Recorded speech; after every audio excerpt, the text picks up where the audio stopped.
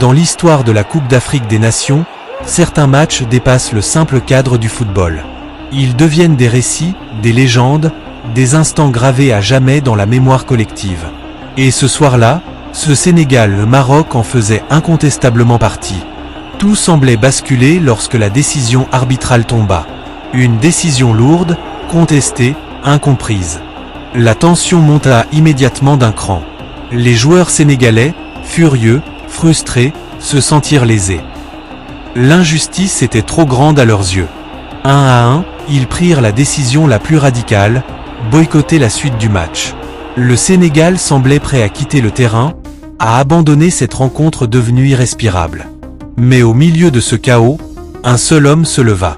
Un homme respecté, écouté, admiré. Un leader naturel.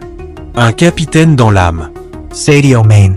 Alors que ses coéquipiers bouillonnaient de colère, Mané resta calme. Son regard parlait pour lui. Avec son charisme, son expérience des grands rendez-vous et surtout son amour infini pour le maillot sénégalais, il prit la parole. Il rappela l'essentiel. Il parla de fierté, de responsabilité, de peuple.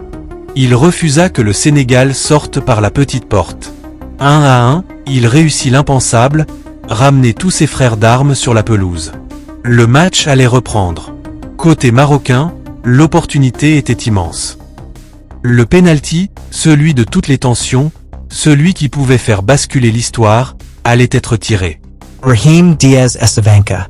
Le stade retint son souffle. Le public marocain y croyait dur comme fer. Il posa la balle. Quelques pas de recul. Un regard vers le gardien.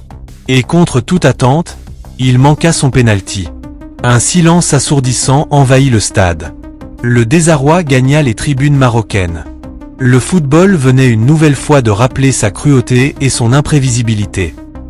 Le Sénégal, encore debout malgré la tempête, venait de survivre à l'impensable.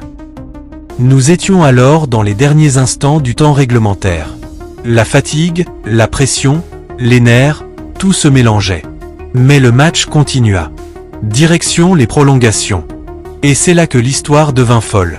Porté par un second souffle, par une rage collective et par l'énergie de son leader, le Sénégal poussa. Encore et encore. Jusqu'à ce moment précis. Cette action décisive. Ce ballon qui traîne. Et ce joueur qui surgit. Pape Gueye. Frappé. But. Explosion totale. Le Sénégal ouvrait enfin le score. Les bancs s'embrasaient, les joueurs couraient dans tous les sens, le peuple sénégalais exultait. Après toutes les tensions, toutes les émotions, toutes les injustices ressenties, la délivrance était là. Ce match restera comme l'une des victoires les plus folles de l'histoire de la CAN. Un match où le mental a pris le dessus sur la colère. Un match où un homme a su rassembler quand tout semblait perdu. Un match où le football africain a montré toute sa beauté, sa brutalité et sa magie. Ce soir-là, le Sénégal n'a pas seulement gagné un match. Il a gagné une bataille d'hommes, de valeurs et de caractère. Et au cœur de cette tempête, un nom restera à jamais gravé, Sadio Mané.